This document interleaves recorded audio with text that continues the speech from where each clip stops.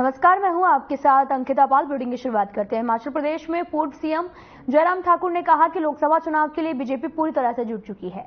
इसके साथ ही मंडी संसदीय क्षेत्र की प्रत्याशी कंगना रनौत, जो कि करीब 6 विधानसभा क्षेत्र का दौरा करने के बाद में मुंबई गई हैं और वे भी 10 अप्रैल को वापस लौट जाएंगे और 11 अप्रैल से वे दोबारा से अपना चुनाव प्रचार शुरू कर देंगी। वहीं पूर्व सीएम जयराम ठाकुर ने भी कांग्रेस पर निशाना साधते हुए कहा है कि कांग्रेस की सरकार सत्ता में रहने का नैतिक हक पूरी तरह से खो चुकी है और अब इस सरकार को सत्ता में रहने का कोई भी हक नहीं है। उन्होंने ये भी कहा कि सरकार कहां है, मुझे धरातल पर तो कहीं पर भी सरकार दिखाई नहीं दे रही।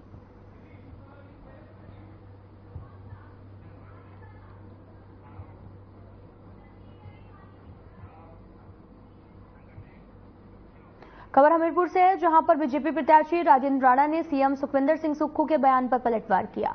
उन्होंने पूर्व 9 विधायकों पर लगाए गए आरोपों को मनगढ़ंत बताया। साथ ही बागी विधायकों और 3 आजाद विधायकों पर 15-15 करोड़ में बिकने के आरोपों को गलत ठहराते हुए सीएम पर मानहानि और क्रिमिनल केस करने की बात कही है।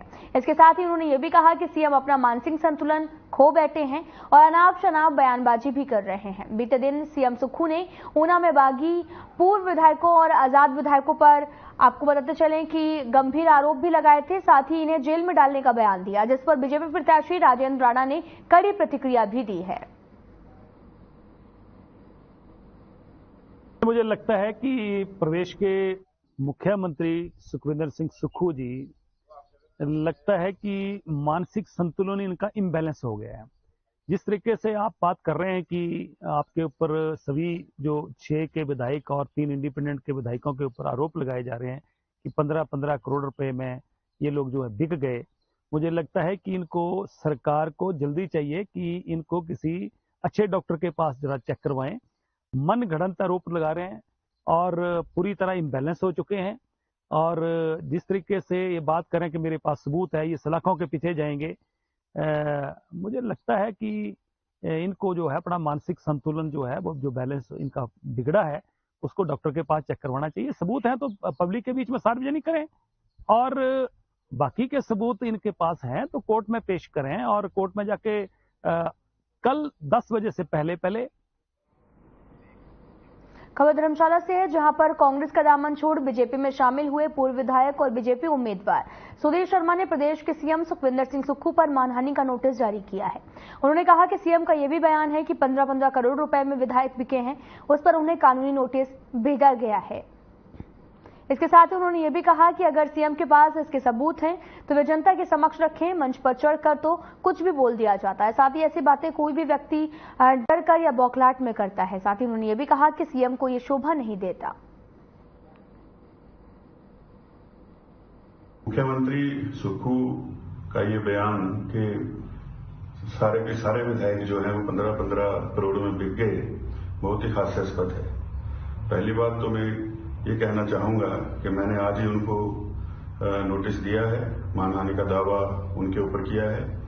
और दूसरा, वो जो कह रहे हैं मेरे पास सबूत हैं, तो सबूतों को उनको जनता के सामने रख देना चाहिए। सिर्फ मंच से कुछ भी कह देना, वहां विधायक को कह दिया कि भुट्टो को कुट्टो, ऐसे जो है वो बातें व्यक्ति बौखलाहट में करता है।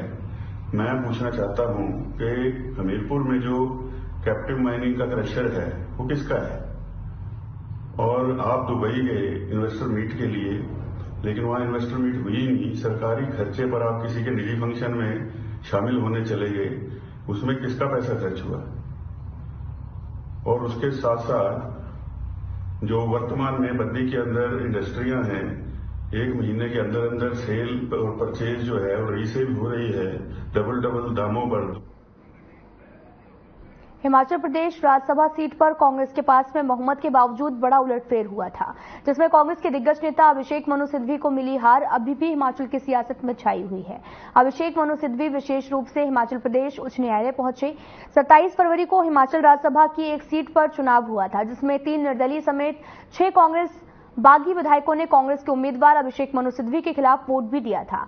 68 सदस्यों वाली हिमाचल विधानसभा में 34-34 पर मामला अटक गया था और टाई होने के बाद में लॉटरी सिस्टम से नाम निकाला गया, जिसमें हर्ष महाजन को विजयी घोषित किया गया। अब लॉटरी सिस्टम की प्रक्रिया को अभिषेक मनु सिंघवी की तरफ से हिमाचल हाईकोर्ट में चुनौती दी गई है।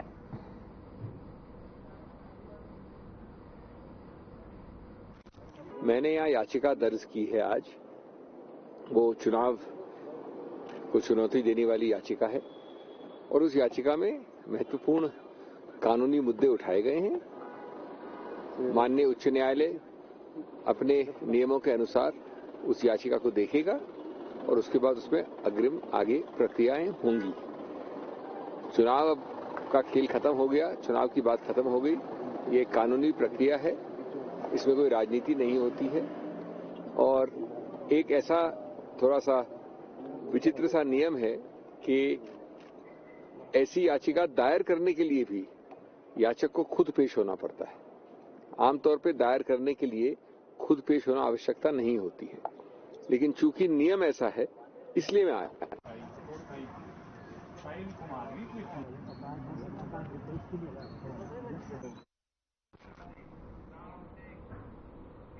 हिमाचल प्रदेश युवा कांग्रेस कांगड़ा चंबा संसदीय क्षेत्र के पूर्व प्रभारी और धर्मशाला से पूर्व कांग्रेस प्रत्याशी विजय इंद्रकर ने बीजेपी पार्टी के नेताओं पर हमला बोलते हुए कहा कि केंद्रीय विश्वविद्यालय के नाम पर वे जनता को गुमराह करने के बाज नहीं आए।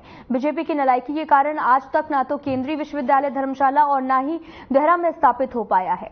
इसके साथ ही आपको बताते चलें कि CU के नाम पर बीजेपी पिछले कई सालों से राजनीति का खेल खेलती आई है।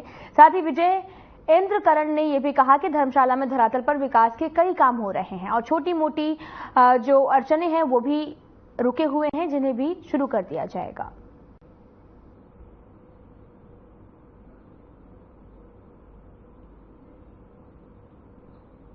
आज की जो प्रेस कॉन्फ्रेंस के मुद्दे रहे वो हमारा जो सेंट्रल यूनिवर्सिटी पे भाजपा हमारे पे बार बार आरोप लगा रही है और उसको चुनावी मुद्दा बनाने की कोशिश कर रही है कि कांग्रेस जो धनराशि है वो दे नहीं रही। तो मैं इस प्रेस वार्ता के माध्यम से मैंने ये उनसे सवाल करा है कि जब उनकी सरकार थी तो उन्होंने ये धनराशि क्यों नहीं जमा कराई। प्रकाश जावड़ेकर जी जब ये यहाँ पे आके इस सेंट्रल यूनिवर्सिटी का शिलान्यास करके गए थे तब उन्होंने ये धनराशि क्यों नहीं दी। फिर हमने अपना जो धर्मशाला के लिए हमारा विजन है, जो अटके पड़े कार्य हैं, उन पे हमने चर्चा करी है कि ये जो कार्य हैं इनमें थोड़ा सा कोई अगर इंटरेस्ट। जिला कुल्लू के मुख्यालय के साथ लगते मोहल में इंडियन कोल्ड चेन कॉन्क्लेव कार्यक्रम का आयोजन किया गया। इस कार्यक्रम में इंडियन कोल्ड स्टोर कंपनी की तरफ से बागवानों को कोल्ड स्टोरेज प्रोग्राम के बारे में जानकारी दी गई। राष्ट्रीय बागवानी बोर्ड के तत्वाधान में भी बागवान के लिए चलाई जा रही योजनाओं के बारे में बागवानों को जागरूक किया गया। कार्यक्रम में बागवानों और किसानों को कोल्ड स्टोर के निर्माण और उसके अलावा उसकी सही कीमत के बारे में सलाह दी गई है। कार्यक्रम में खास बात यह भी रही कि अब किसान और बागवान भी अपने स्तर पर कोल्ड स्टोर का निर्माण कर सकते हैं। केंद्र सरकार की तरफ से जो भी 50% की छूट दी जाती है उसका लाभ किसानों और बागवानों को मिलेगा। कुल्लू के अंदर में एक अलग सी एक हमने चीज नोटिस करी है कि यहाँ पे इतनी वैरायटी ऑफ फ्रेश फ्रूट्स हैं और लेकिन कोई भी वैल्यू एडिशन का हमने कोई भी एक यहाँ पे एक्सपीरियंस नहीं किया कि लोग यहाँ पे वैल्यू एडिशन कर रहे हैं या कोल्ड चेन को यूज कर रहे हैं या अपनी प्रोड्यूस के अंदर में आगे इसमें कोई और एक्स्ट्रा इनकम के लिए देख रहे हैं। तो दो चीजों का नुकसान हो रहा है। एक तो फेयर वैल्यू मार्केट जो होती है कि जब सारा सामान इकट्ठा आ जाता है तो सारा वैल्यू क्या है कि आपका रेट गिर जाता है तो आपकी कमाई कम हो जाती है। और दूसरा बहुत सारा परसेंटेज 15 से 20% यहाँ के फार्मर्स खुद कह रहे हैं कि जो ये 5 रुपए या 6 रुपए किलो में बाद में देते हैं, जो कि नॉर्मल इनकी प्राइस इसकी 130-140 रुपए किलो होनी चाहिए। उसमें दो नुकसान है। एक तो ये कि उनको अपनी पूरी मेहनत की लागत नहीं मिलती है और दूसरा जब फ्रूट्स एंड वेजिटेबल्स सड़ते हैं तो वो बहुत सारी मीथेन हवा में छोड़ते हैं, जो कि CO2 का जो आजकल हमारे देश के प्रधानमंत्री ने भी एक मुहिम छेड़ी हुई है डिकार्बनाइजेशन की, तो वो इतना ज्यादा CO2 जनरेट होता है जिसको कंट्रोल करना बहुत जरूरी है। इससे पहले तो ऐसा ही जैसे ISRE ने इसको ऑर्गेनाइज किया है और ISRE और NCCD का एक मेमोरेंडम ऑफ अंडरस्टैंडिंग है जिसमें ISRE एक सोसाइटी के रूप हिमाचल प्रदेश की कृषि और बागवानी में कीटनाशकों के अंधाधुंध इस्तेमाल से जहरीली हो रही राज्य में प्राकृतिक खेती के लिए सरकारें कई तरह के अभियान चलाने की बातें करती हैं। बजट में भी हर साल घोषणाएं होती हैं, लेकिन धरातल पर काम नहीं हो रहा है। इससे देवभूमि की कृषि बागवानी में जहर घुलने का सिलसिला कम नहीं हो रहा और हर 5 साल के बाद में जनता सांसद भी इसी उम्मीद के साथ में चुनती है कि वे प्राकृतिक खेती करने की दिशा में प्रयास करें और केंद्रीय योजनाओं के तहत बजट लाएंगे, मगर वे भी इस दिशा में कुछ नहीं कर पा रहे। प्रदेश में सेब बागवानी का करीब 5,000 करोड़ रुपए का सालाना कारोबार है।